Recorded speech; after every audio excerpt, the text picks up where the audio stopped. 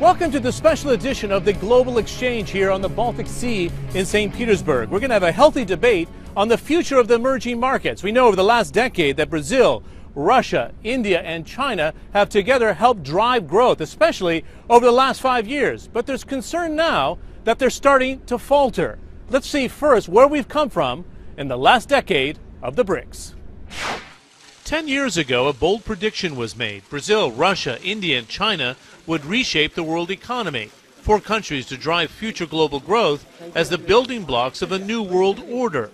Today, few would doubt just how significant the BRIC nations have become. The world economy has doubled in the last 10 years, with the 4 BRIC nations contributing a third of that growth. Over the decade, the BRICS grew 4 times faster than the United States. The value of their stock markets more than quadrupled. In the past 5 years alone, the BRICS have accounted for half of all global growth. Back in 2001, China was the world's 6th largest economy. Now only the United States is bigger. These are the numbers that tell a story of radical economic change. While the rise of the BRIC nations and the world's economies tilt east, these are the themes that define the decade. But in the 10 years since the BRICS entered our collective consciousness, a new batch of numbers reveal a new chapter has begun. In 2012, Brazil will expand less than 3% for a second year running. Russia is unlikely to exceed 4% growth anytime soon. India's first quarter growth was the lowest in 9 years, while it holds on to its investment grade by a thread. And China's economic growth target is now the lowest since 2004. A decade after the birth of the BRICS, the Big Four stand at a crossroads. Brazil, Russia, India, and China remain among the healthiest of the world's big economies.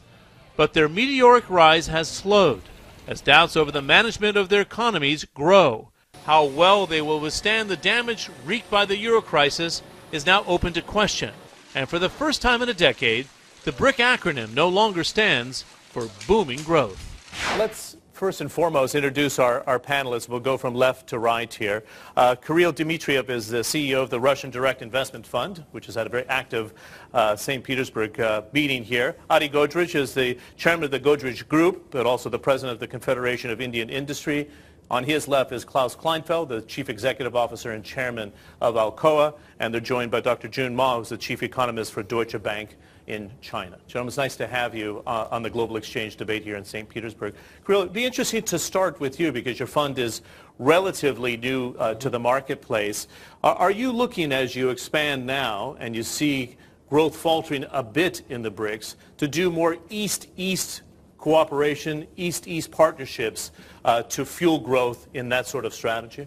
Definitely, John. And by the way, I think 4% growth is not that bad in the current world environment, but we do look to build partnerships. And for example, recently we created a Russia-China fund, which is going to basically promote cooperation between Russia and China. The trade right now is 83.5 billion, but it's expected to grow to 200 billion by 2020.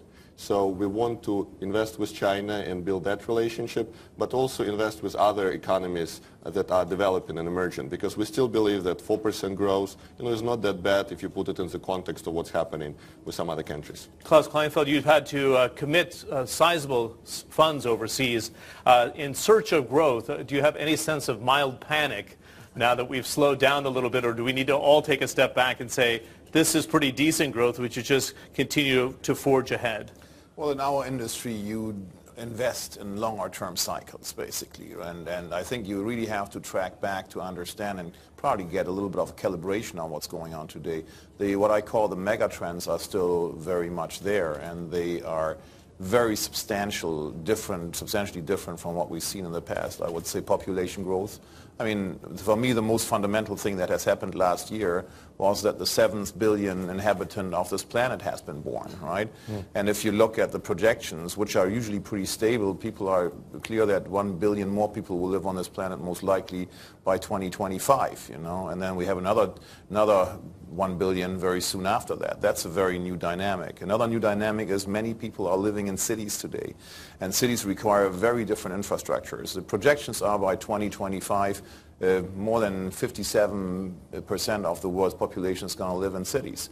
You see the very dramatic rise of the middle class, and that's true for the emerging countries. I mean, I'm sure, Andy, you see that in your country, and it's along the line of what humans want. I mean, once you have your basic needs covered, basically food on the table, water, clean water, hopefully electricity, then you're thinking of getting a refrigerator. Once you have a refrigerator, you probably want an air conditioner. Once you have an air conditioner, you want to upgrade from a bicycle to a motorcycle. You see that. You see that happening. So I'm much more optimistic that we'd see in general terms over a longer period of time, we'd see consumption increase. There's one caveat to it. We always have the potential from the financial industry side to screw it up. Right? I mean, that's possible still. I believe that the actions that are taken are going in the right direction. My personal wish is if it would go a little faster, but that's one of the issues where we see the political process has gotten more and more decoupled in the speed from the global, the global industrial speed, which is rapid, absolutely rapid. In fact, we have the two pillars here of the BRIC economies, both in India represented and in China. Let's start with China and the response to the downturn we've seen in particular with the Eurozone right now. Dr. Jun, do you think, in fact, that China is responding with all the tools necessary to protect at least 7% growth in 2012, but still manage this migration to the major cities and to grow the middle class, which is the main objective here for stability? I think in the short term, the problems are being addressed by some cyclical tools. For example, interest rates are being cut, reserve requirements are being lowered, and the government is now advising the banks to lend a little bit more aggressive to medium and long-term projects. I think these actions will work in the coming few months. And the second quarter, we're probably going to see the trough of the economic growth at around 7.5%. And second half, I think it will be a picking up. Maybe towards the end of this year, we'll be seeing some recovery towards 8.2, 8.3%. So I'm not so worried because it's a short-term problem. Now back to your issue of sort of a more structural change or medium-term shift towards consumption-led economy. That's a much longer-term agenda, not only driven by policies, but much, much more driven by demographic change. Should we be very concerned in this year of transition in China and some of the things we saw, for example, in Chongqing? You think that the Communist Party apparatus moves very smoothly and it's going to be a nice natural transition to the next leader? Obviously a challenge always when we think about it in the context of Russia as well. If I'm an international investor, do I need to worry at all about this transition year in China? I've been talking to a lot of investors. I think they worry too much. For example, in Europe, I was doing a roadshow recently. They spend like 20-30% of time talking about Chongqing. It's not the case in China. I think the real impact on economic policies and so on is minimal, especially in the short term on the cyclical policy issues. Longer term on reform, I think it's actually positive. You see the reforms actually speeding up recently after March. In terms of opening up the capital account, increasing the flexibility of the interest rates, and also allowing foreign investors to come in through the QFII scheme to the domestic capital markets. Adi, you know how we are in the media. We always look for nice, easy labels, if you will. And I noticed that the oligarchs, as they're known here in Mumbai, have been more vociferous with New Delhi.